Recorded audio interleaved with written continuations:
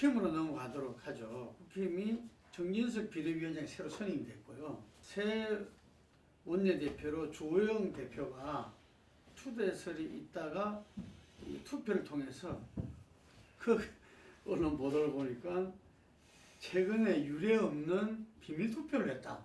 이게 뉴스에 참 진짜 깝깝하게 지켜봤습니다. 어쨌든 61대 42로 이렇게 조영 원내대표가 됐는데, 그리고 이준석 지금 가처분 신청이 신문을 앞두고 있는 가운데서 윤리위원회가 또 지금 그 부상되고 있고, 경찰 조사에서는 성폭행 부분은 무혐의 처리했다.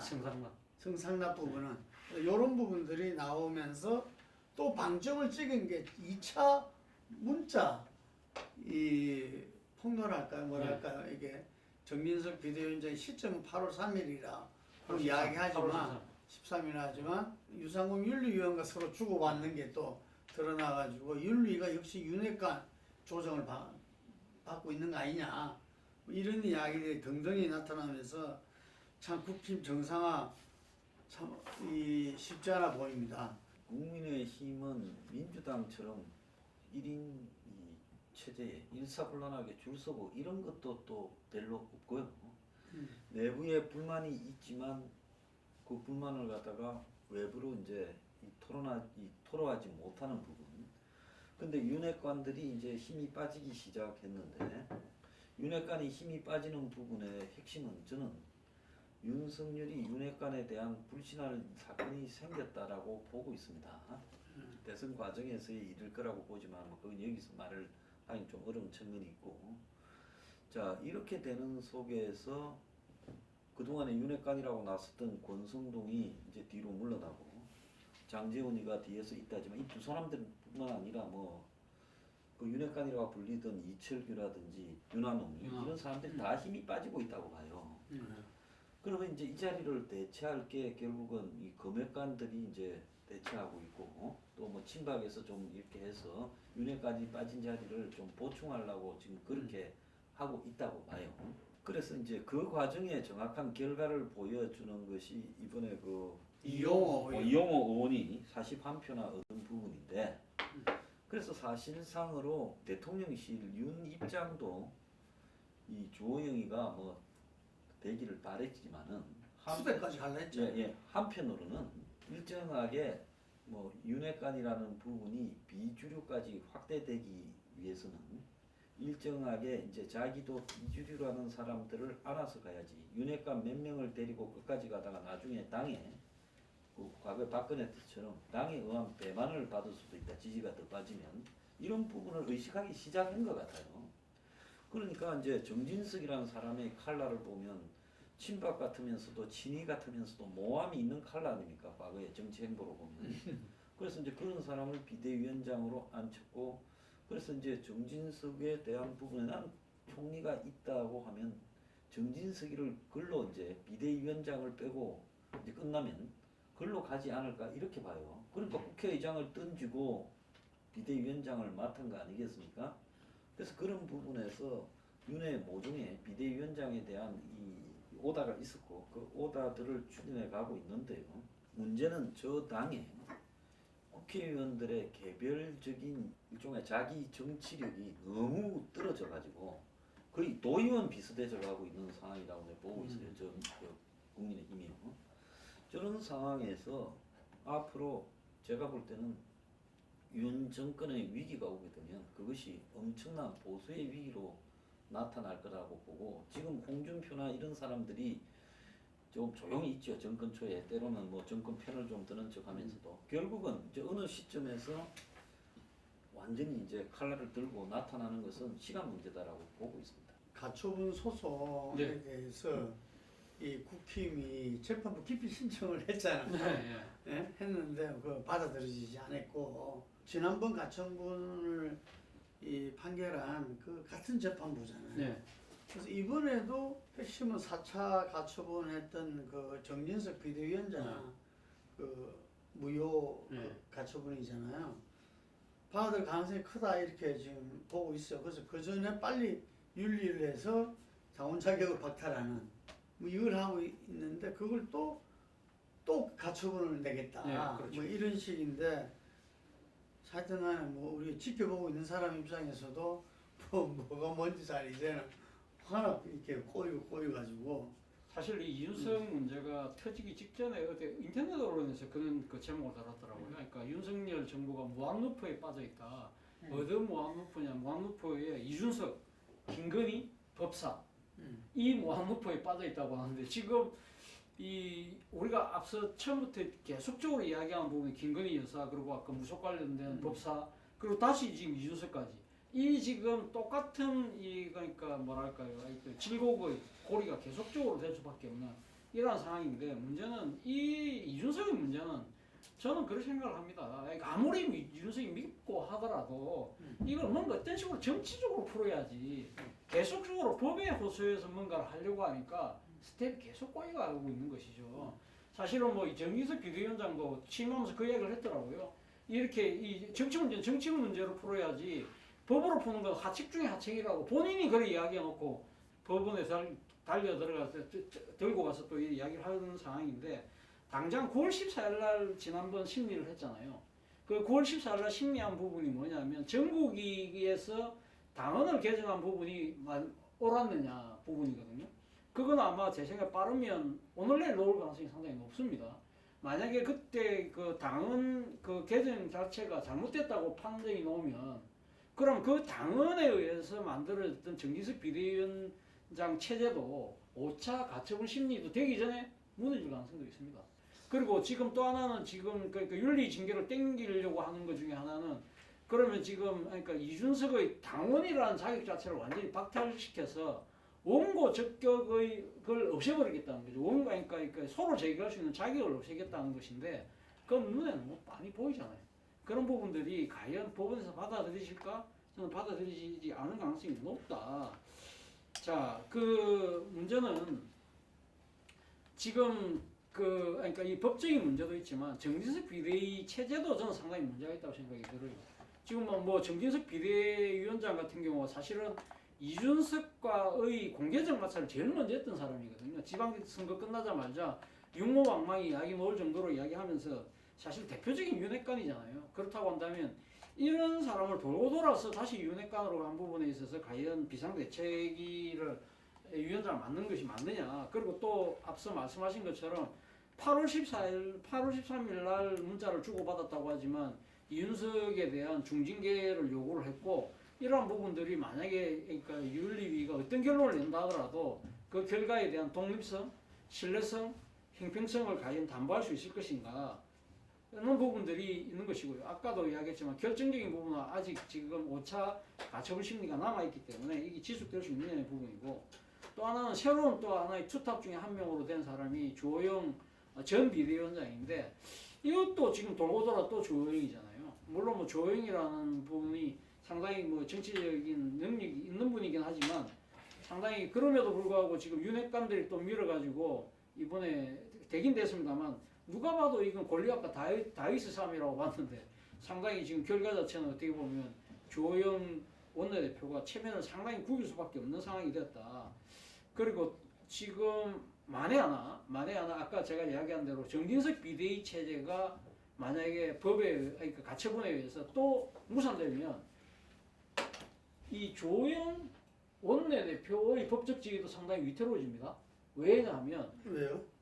조영 조영 그러니까 원내대표를 뽑을 때 선거관리위원회를 정진석 비대위가 추천해서 선거관리위원회를 만들었거든. 그렇기 때문에 만약 이준석이 법적 논리를 따지면 그러니까 잘못된 그러니까 되지 말아야 될 비대위가 관리한 선거에 의해서 선출된 사람은 이거는 말이 안 된다고 이야기를 하면 그것도 논리상으로는 받아들일 가능성도 있다니까요.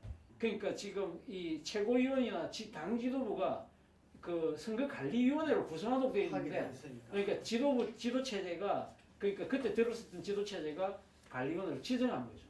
그러니까 이게 만약에 이 비대위라는 법적 근거가 없어져 버리면 그 선거관리위 체제도 말이 안 되잖아요. 법적 근거 없어지니까. 아니 그게 국힘은 정진석 비대위 무상까지 생각해서 주호영 원내대표가 했는데 그거를 만약에 이준석이 억하심정을 갖고 끝까지 물고 늘어지면 그것까지 물어주면은 법적으로는 책이 잡힐 수 있다는 거죠. 근데 이제 내가 볼 때 이렇게 되면 이제 사법부가 한국의 정치를 갖고 간다는데 물론 그런 비판의 요소도 있습니다. 전 네. 이렇게 사법부가 그 사람 나하고 이름도 비슷하더라고요. 그래서 황정수 맞아.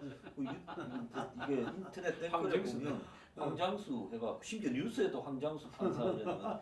근데 그 제가 형제 아니야? 뭐 이런. 제가 볼 때 저는 솔직히 말하면 이제는 정치 개입으로 비하될 수 있기 때문에 더 못할 거라고 보여요.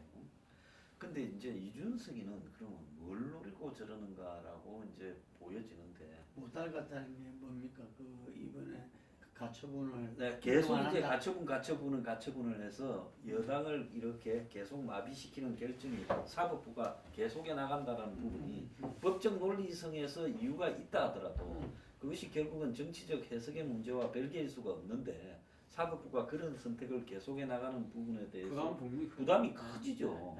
그렇기 때문에 한계가 올 거라고 보고 있고 이준석이는 그러면 정말 뭐 오늘 아침 한길 리서치처럼 뭐 진당을 창당할 거냐부터 뭘 가지고 저러느냐. 그래서 지금 이 보면 이준석의 정치적 이득은 도대체 어디에 있느냐. 유승민이냐 뭐 김종인이냐 이런 부분에서 이준석의 정치적 이득이 과연 현실화될 수 있을 것이냐. 이준석이가 진짜 범보수 진영에서 영남에서 중심으로 선택을 받는 그런 기회가 있을 것이냐. 저는 아니라고 보거든요.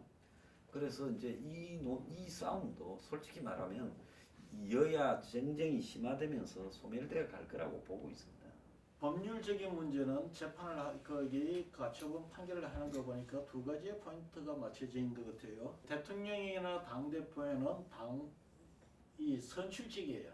당 대표는 당원과 국민들이 참여를 해서 뽑은 사람이에요. 그렇게 뽑혔는 사람에 대해서 이 징계를 하는 경우 그 절차는 임명직하고는 전혀 다르다는 거죠. 국민과 당원에서 뽑혀있는 이 당대표를 제명을 할 때는 그 선출되어 있는 당대표의 법익이라고 해야 되나? 이익을 보호해줘야 된다는 데 대한 그런 취지가 달려 있었던 것 같아요. 그런데 국민의힘은 그 이후 법리적으로 대응하는 방식은 보면은 절차적 정당성으로만 자꾸 접근을 해요. 근데 절차적 정당성의 문제조차도 지금 차 교수님 말씀에 의하면은 문제가 될 수가 있다. 이러겠냐는데 그런 차원에서 놓고 볼 때 제가 볼 때는 쉽게 성공하기가 어렵지 않겠느냐 저는 그렇게 보이고요.